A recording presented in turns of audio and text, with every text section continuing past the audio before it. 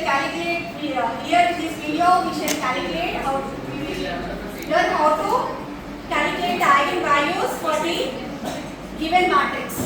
Here A is a n by n rows n matrix and x being the eigenvector of A corresponding to the eigenvalue lambda. Then by the definition we have Ax equals to lambda x.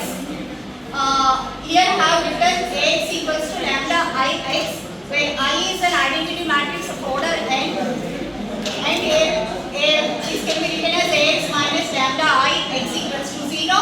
Have taken x as common and this will be A minus lambda I x equals to 0.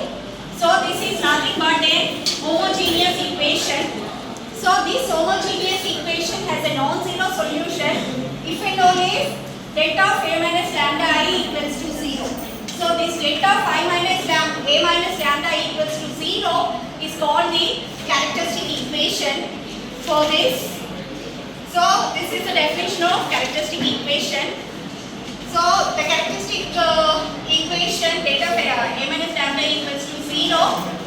So if this is equals to 0, then only this homogeneous equation A minus lambda I into x equals to 0 has a non-zero solution if and only if this delta of A minus lambda I equals to 0.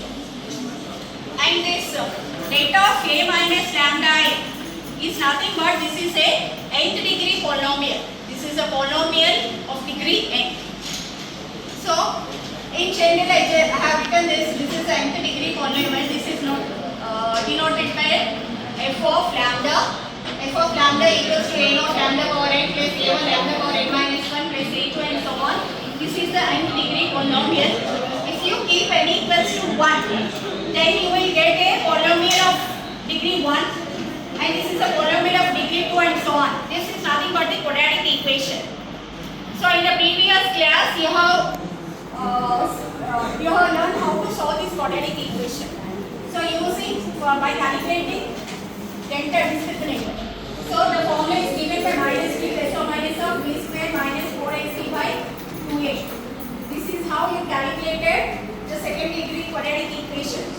That is nothing but the quadratic equation of degree 2. So if n equals to 3, then you will get a equation of degree 3. A1 lambda square plus A2 lambda plus A3 equals to 0. So how do you solve this equation? By using synthetic division.